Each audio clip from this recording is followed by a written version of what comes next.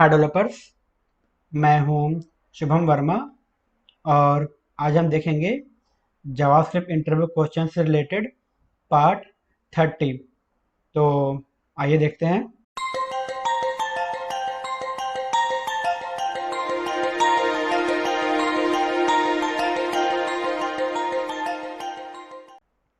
तो हमारा पहला क्वेश्चन है types of data structure in JavaScript. JavaScript में कितने टाइप के डेटा स्ट्रक्चर होते हैं? ठीक है, तो जावास्क्रिप्ट में 6 टाइप के डेटा स्ट्रक्चर होते हैं।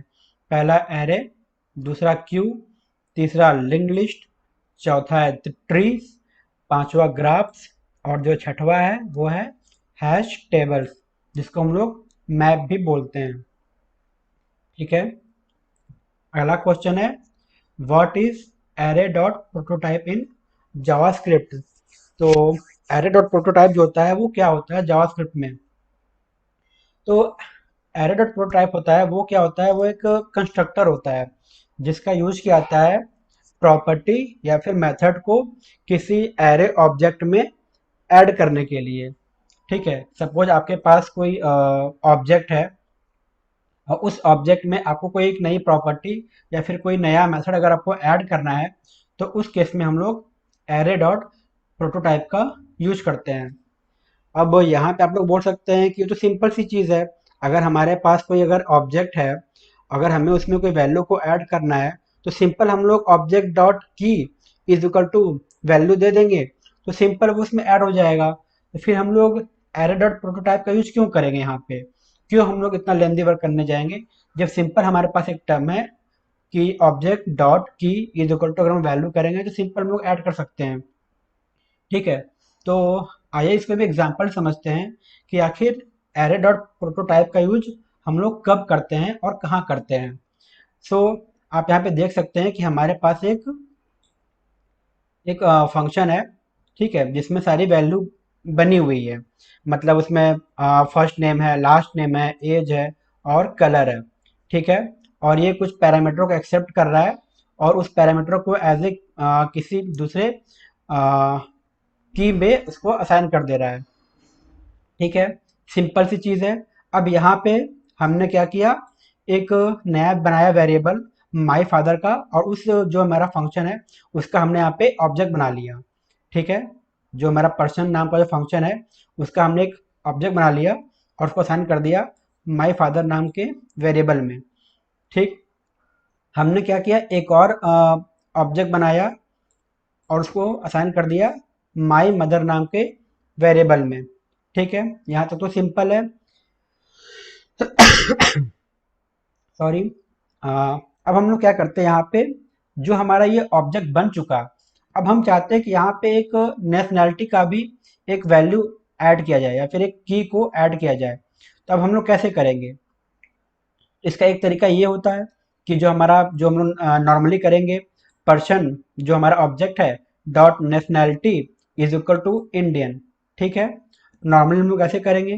लेकिन अगर हम लोग इस तरीके से करेंगे तो ये आपको दिखाएगा सही कि हाँ, आपकी जो नेशनैलिटी है वो इस ऑब्जेक्ट में ऑलरेडी असाइन हो चुकी है। लेकिन जब आप लोग इसको प्रिंट करने जाएंगे, मतलब माई फादर डॉट नेशनैलिटी, अगर आप उसको प्रिंट करने जाएंगे तो यहाँ पे आपको अनडिफाइंड नाम का एरर आ जाएगा। क्यों? क्योंकि आपने ऑलरेडी इसका जो ऑब्जेक्ट है वो बना दिया है और आपने इसको ऑब्जेक्ट में असाइन नहीं किया है। ठीक है, यहाँ पे क्योंकि ये जो ऐड होगा वो एज ए वर्चुअली ऐड होगा, वो एज ए फिक्स ऐड नहीं होगा। ठीक, तो अगर आपको ये दिखेगा, अगर आप इसको कंसोल करोगे तो अगर आप वहां जाओगे प्रोटोटाइप के सेक्शन में तो वहां पे ये चीज आपको दिखेगी कि नेशनैलिटी नाम की जो की है वो आपको दिखेगी। लेकिन जब आपको इसको यूटिलाइज करने जाओगे कुछ इस तरीके से माई फादर डॉट नेशनैलिटी, तो आपको वहां पे एरर देगा, आप इसको यूज नहीं कर सकते। मतलब ये तरीका मेरा यहाँ पे काम नहीं करने वाला। ठीक, अब दूसरा तरीका हम लोग देखते हैं। ये दूसरा तरीका क्या है कि सीधा हम लोग जो मेरा पहला वेरिएबल है उसको यूज करेंगे my father dot nationality is equal to Indian. ठीक, अब ये तो काम करेगा, लेकिन अब ये काम करेगा पर्टिकुलर केवल फादर के वेरिएबल के लिए, ना कि मदर के लिए। मतलब यहाँ पे मेरा ये भी यूजलेस हो गया, क्योंकि मेरे पास तो यहाँ पे दो दो वेरिएबल है, हमने दो ऑब्जेक्ट बना कर रखा है पहले से। ठीक है, अब अगर हम लोग इस तरीके से यूज करेंगे तो हमें दोनों पे जा करके अलग अलग नेशनैलिटी को ऐड करना पड़ेगा, तो ये भी हमारे लिए टिपिकल है। सॉरी। तो उस केस में अब आता है हमारा एरे डॉट प्रोटोटाइप। अब आप यहाँ पे देख सकते हैं, यहाँ पे क्या हुआ, पर्सन जो हमारा ऑब्जेक्ट है डॉट प्रोटोटाइप, ठीक है, person dot prototype dot nationality is equal to Indian. अब अगर हम लोग इस तरीके से जो हमारा ऑब्जेक्ट बन चुका है उसमें अगर वैल्यू को ऐड करेंगे तो ये दोनों के लिए अप्लाई होगा, चाहे वो माई फादर हो चाहे वो माई मदर हो, ये इन दोनों के लिए अप्लाई होगा। और इस तरीके से हम लोग यूज करते हैं एरे डॉट प्रोटोटाइप को। ठीक है, तो ये फ़र्क होता है नॉर्मल अगर हम लोग कोई ऑब्जेक्ट में वैल्यू असाइन करें और अगर हम लोग एरे डॉट प्रोटोटाइप उसमें वैल्यू को असाइन करें, तो ये फ़र्क होता है एरे डॉट प्रोटोटाइप में, और इसलिए एरे डॉट प्रोटोटाइप का यूज़ किया जाता है। तो उम्मीद है आप लोगों को कुछ क्लियर हो गया होगा कि एरे डॉट प्रोटोटाइप का हम लोग यूज कब करते हैं।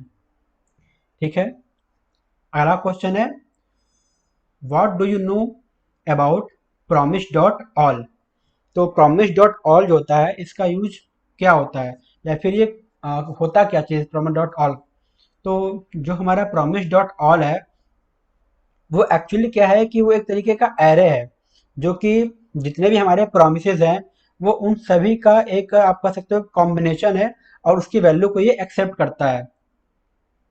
ठीक है, मतलब प्रॉमिस डॉट ऑल होता है वो क्या करता है, जितने भी हमारे पास प्रॉमिस होते हैं उन सभी को एज ए एरे इनपुट लेता है, और एज ए सिंगल वो जो होता है आउटपुट वो आपको सिंगल प्रॉमिस को रिटर्न करता है। ठीक, अब यहाँ पे हम लोग एज एग्जाम्पल देख लेते हैं। तो हमारे पास एक पहला वेरिएबल है प्रॉमिस वन। ठीक है, हमने यहाँ पे इस तरीके से प्रॉमिस वन में वैल्यू असाइन किया।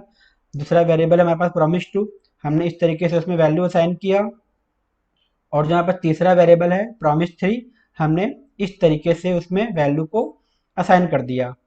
अब हम देखते हैं प्रॉमिस डॉट ऑल जो होता है वो कैसे वर्क करता है।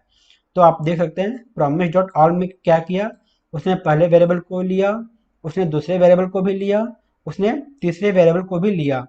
ठीक, अब ये तीनों को ही चेक करेगा कि क्या जो मेरा तीनों प्रॉमिस है वो फुलफिल हुआ कि नहीं, वो रिजॉल्व हुआ कि नहीं। अगर वो रिजॉल्व हो जाएगा तो हमें यहाँ पे कंसोल में उसकी वैल्यू हम जब प्रिंट करेंगे तो हमें आप यहाँ पे देख सकते हैं उसकी सारी वैल्यू भी मिल जाएगी। जैसे जो हमारा पहला प्रॉमिस था उसमें थ्री था, तो यहाँ हमको थ्री मिल गया। जो सेकेंड था 42, हमें यहाँ 42 भी मिल गया। जो हमारा तीसरा वेरिएबल था उसमें हमें क्या मिला था, फू नाम का। ठीक, तो हमें यहाँ पे फू जो मेरा आउटपुट है वो भी मिल गया। तो मतलब प्रॉमिस डॉट ऑल ने क्या किया, इसमें इसने हुआ क्या कि जो भी हमारा प्रॉमिस की जो वेरिएबल है अलग अलग वेरिएबल, उसको उसने एज ए एरे एक्सेप्ट कर लिया और एक सिंगल वैल्यू उसने रिटर्न कर दिया, कि उसने ये बता दिया कि जो आपका प्रॉमिस है वो फुलफिल हो चुका है और इसमें कोई प्रॉब्लम नहीं है।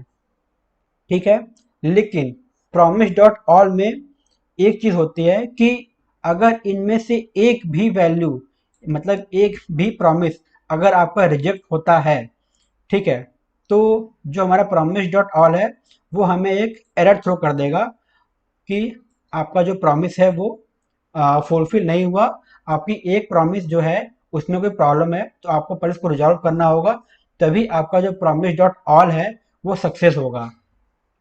ठीक है, मतलब प्रॉमिस डॉट ऑल जब हम यूज करते हैं तो इसमें हम लोग क्या कर रहे हैं, जो भी हमारा एरे है मतलब जो भी हमारी मल्टीपल प्रॉमिस है उन सभी की वैल्यू को चेक कर रहे हैं एक ही जगह पे। जब सभी वैल्यू जब चेक हो जाती है तो हमें सक्सेस मिल जाता है कि हाँ भाई जो आपका जो सारे प्रॉमिस है वो फुलफिल हो चुके हैं, वो रिजॉल्व हो चुके हैं। इससे हमें कंफर्मेशन मिल जाता है कि मेरी सारी प्रॉमिस जो है वो प्रॉपर तरीके से सक्सेस हो चुकी है। लेकिन प्रॉमिस डॉट ऑल में एक ये चीज भी होती है कि अगर उन सभी प्रॉमिस में से एक भी प्रॉमिस अगर रिजेक्ट हुआ, ठीक, या फिर अगर वो फेल्ड हुआ, तो वो क्या करेगा, सभी प्रॉमिस को रिजेक्ट कर देगा और वहाँ पे सिंपल सा हमें एक मैसेज थ्रो कर देगा कि आपका जो प्रॉमिस है वो एक रिजेक्ट हो चुका है, तो आपको पहले उसको रिजॉल्व करना होगा, तभी आपको सक्सेस मिलेगा। ठीक है, तो आज के लिए बस इतना ही। अगर आपको ये वीडियो पसंद आए तो प्लीज़ लाइक, शेयर और सब्सक्राइब जरूर करें। आपका वीडियो देखने के लिए बहुत बहुत धन्यवाद।